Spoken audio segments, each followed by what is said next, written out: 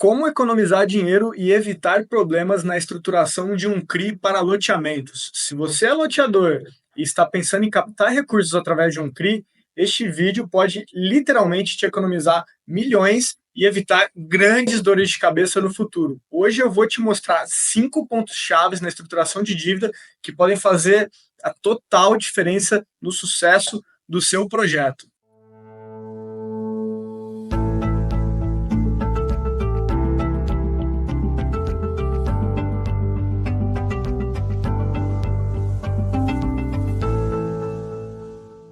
Antes de começar, deixa eu me apresentar. Meu nome é André Rezende, eu sou sócio do Hexperts. Hexperts já ajudou mais de 100 clientes a desenhar operações estratégicas mais saudáveis e mais lucrativas no mercado imobiliário. Agora vamos direto ao ponto, fica até o final, porque a última dica é a mais importante. Vamos lá? Primeiro ponto, pessoal, pode parecer óbvio, mas não é. Escolher um credor especializado no setor de loteamentos. Muitas casas de crédito têm experiência em dívida corporativa ou com incorporação, mas loteamento é outro jogo. O que acaba acontecendo é que, por conhecer menos do negócio, podem acabar estruturando operações muito engessadas para o loteador, além de exigirem garantias elevadas, por sua percepção de risco é muito maior em um negócio que ele conhece menos. Não faz sentido? Eu vou contar exemplos reais para vocês de que eu já vi na prática acontecer. Era um loteamento popular, o credor estruturou uma operação com liberação faseada durante as obras e os recebíveis da carteira tinham que manter um índice de cobertura X do saldo devedor.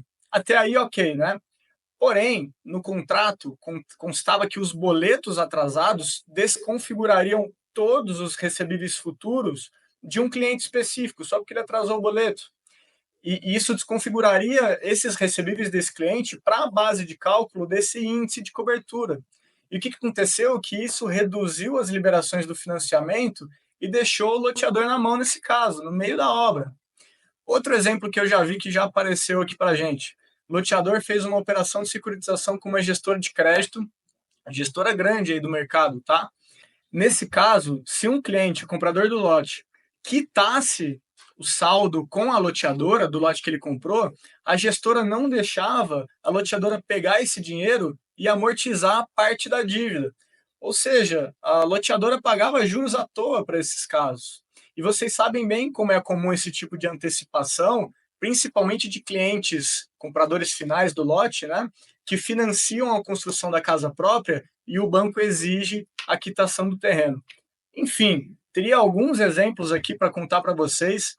Inclusive, deixem aí no comentário se já passaram por algumas situações semelhantes de estresse na estruturação de crédito por causa que o credor não conhecia muito bem o setor, né? E esses empreendedores, por exemplo, tiveram uma péssima experiência e acharam que o problema foi a operação de securitização. No entanto, foi apenas exemplos de situações que poderiam ter sido resolvidas se aliadas a um credor que realmente entende do setor. Vamos ao ponto de atenção número 2, pessoal? O segundo ponto de atenção, avaliação de propostas.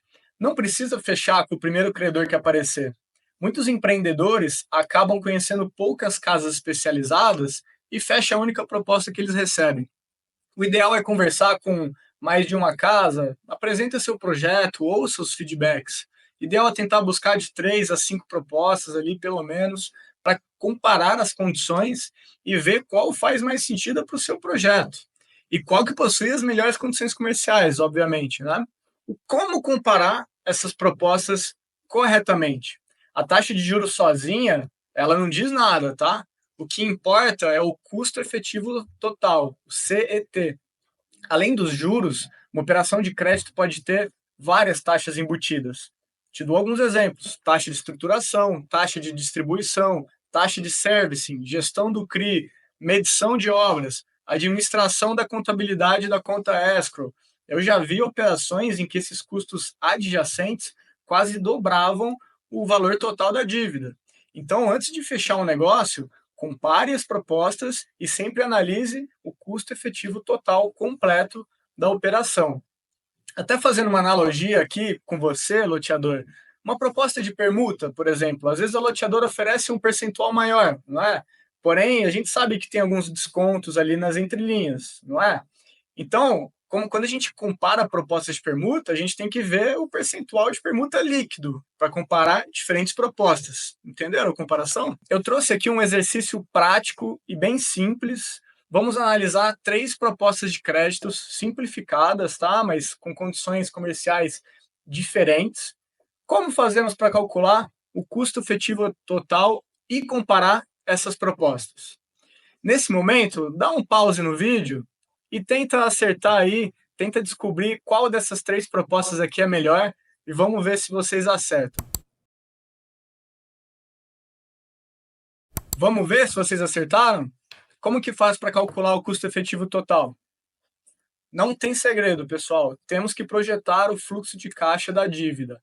E a partir dele, a gente calcula a sua taxa interna de retorno, a TIR.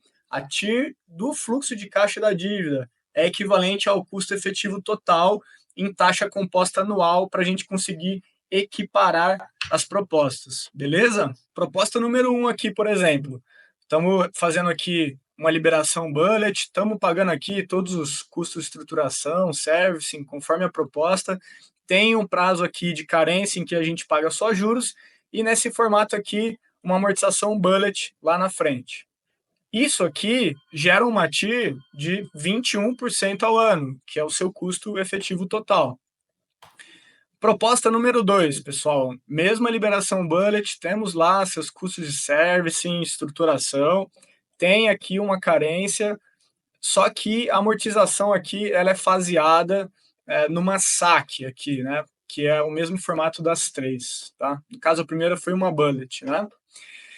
Esse fluxo de caixa aqui dá uma TIR de 21,2% ao ano, um custo efetivo total um pouquinho mais caro que a primeira.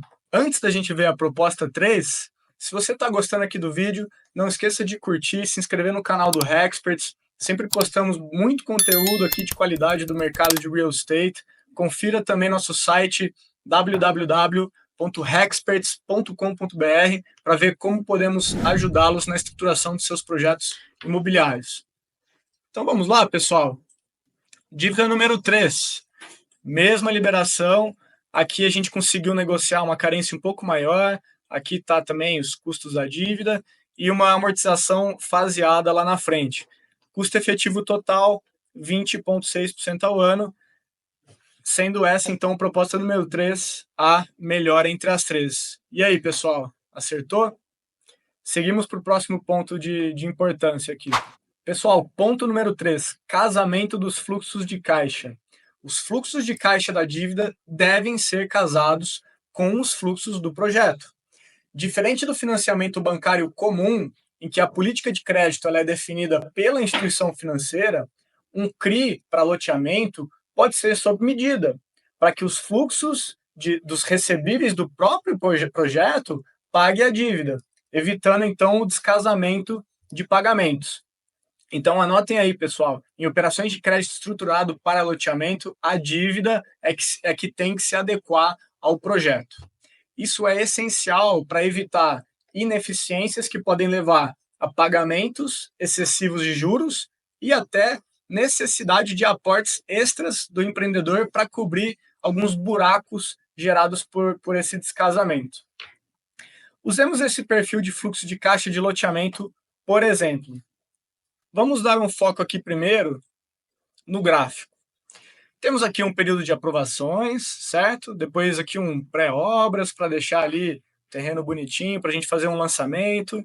E aí no lançamento aqui a gente tem as primeiras vendas, consequentemente a gente tem aqui pagamento de impostos, permuta, despesas de vendas com corretagem e marketing, né?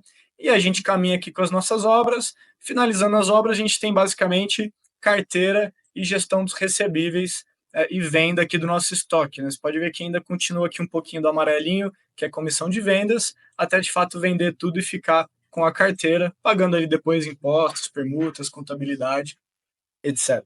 Tá? Veja aqui a linha cinza, pessoal. Esse aqui é o nosso fluxo de caixa acumulado. Quer dizer que para eu realizar este projeto aqui que eu estou usando de exemplo, eu vou precisar de 39 milhões de reais de exposição de caixa. que é bem no vale aqui do meu fluxo de caixa acumulado, certo? Depois meu fluxo de caixa acumulado vai subindo aqui, até quando ele cruzar com esse eixo X, é aqui que a gente tem o nosso payback, que eu recebo tudo que eu coloquei, e a partir daqui é resultado. E aqui na esquerda a gente tem uma DRE simples, né? Os principais indicadores. Aqui embaixo, indicadores de resultado, né? X, posição de caixa, MOI. Mas eu quero focar aqui em custos do CRI, que nesse caso está zerado, porque por enquanto esse projeto está desalavancado, sendo feito no equity. E aqui na exposição de caixa, que é o que eu mostrei aqui para vocês no vale do nosso fluxo de caixa acumulado, tá? Vamos supor, pessoal, que a gente faça uma operação de dívida, mas eu não vou seguir as dicas do Hexperts. E agora minha dívida vai ficar desenquadrada dos fluxos de caixa do meu projeto. Vamos ver como é que fica. Vamos focar aqui no gráfico por enquanto ainda, pessoal. O que está acontecendo aqui? Eu caminhei um pouco aqui com o projeto com as minhas próprias pernas, certo? Cheguei em certo nível, eu emiti um CRI e recebi tudo de uma vez, referente a 60% das obras nesse cenário, tá? Então aqui em rosa você vê representado pelo CRI, recebendo de uma vez só aqui uma liberação bullet. Veja o fluxo de caixa acumulado, pessoal, como ele sobe aqui por causa do CRI. No entanto, meu projeto não demanda esse investimento de imediato, o que faz com que esse dinheiro fique no caixa e muitas vezes ele fica como um dinheiro ocioso, até eu ir consumindo conforme andam as minhas obras, né? Vai caindo aqui o meu fluxo de caixa acumulado. Esse dinheiro ocioso causa um pagamento excessivo de juros, muitas vezes desnecessário, não é?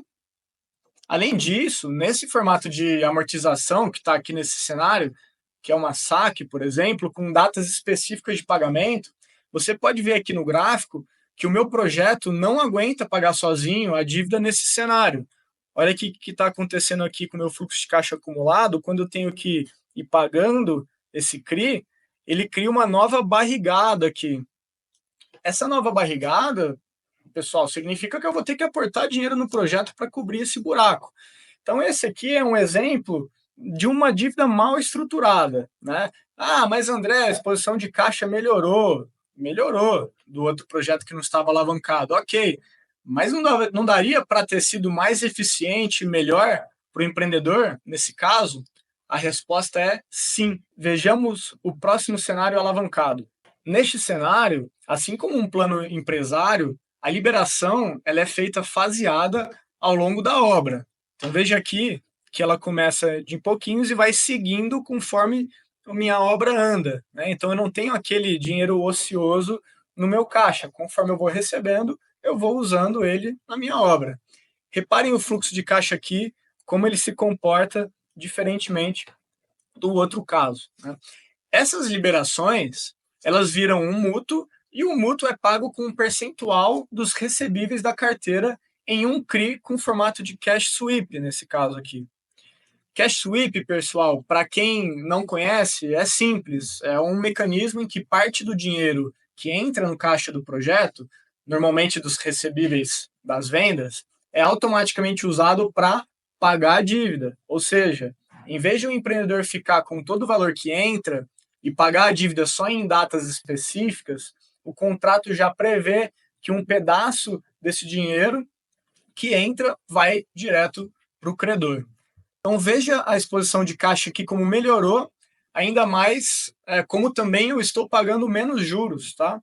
Veja aqui na exposição de caixa, não tem aquela barrigada, porque aqui o meu próprio projeto suporta pagar essa dívida, porque no final das contas é um cash sweep que está sendo feito aqui, e como eu estou pagando menos custos aqui da minha estrutura de alavancagem, né? E aí, pessoal, esse aqui é um exemplo de uma operação bem estruturada. E já que a gente está falando de casamento de fluxo de caixa, não posso deixar de mencionar de indexadores da dívida. Também pode parecer óbvio, mas muita gente não faz, tá? É importante que os indexadores da dívida sejam os mesmos que o perfil de recebíveis que o seu projeto está atrelado.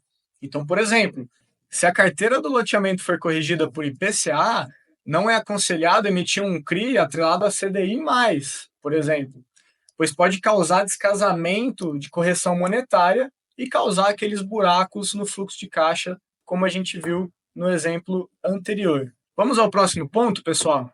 Ponto número 4, percentual de securitização. O percentual da carteira a ser securitizada de um projeto deve ser saudável. Quanto mais alavancado um projeto, menos ele aguenta desaforo e, consequentemente, mais arriscado ele é. Uma forma saudável de se alavancar é, primeiro, se basear na expectativa de exposição de caixa, não no total de obras, e segundo, equilibrar o quanto você pega de dívida com o que você tem de carteira de recebíveis projetada.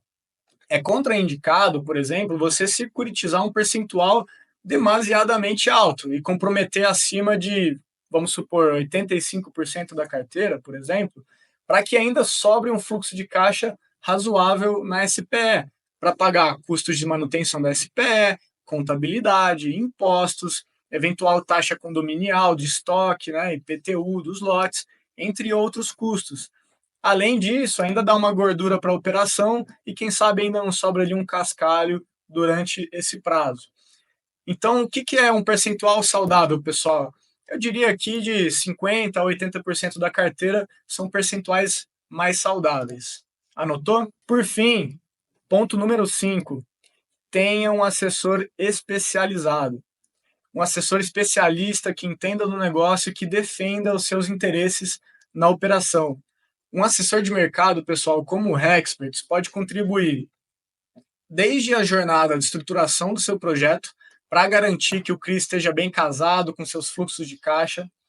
Ele pode contribuir desde a busca de credores adequados, dada a vasta rede de networking no mercado imobiliário, conectando diversos possíveis parceiros, e também um assessor que vai negociar com as contrapartes em prol do loteador, com visão de dono e sempre alinhado aos interesses do cliente.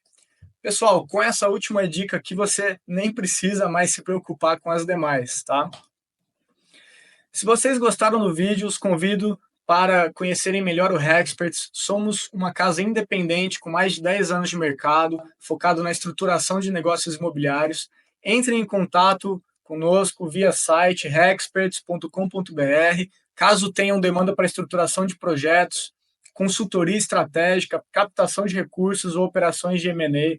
Conheça também nosso software de análise de viabilidade Hexsoft, que já está disponível para teste gratuito, em que vocês podem fazer modelagens de diversos nichos do mercado imobiliário, tá bom?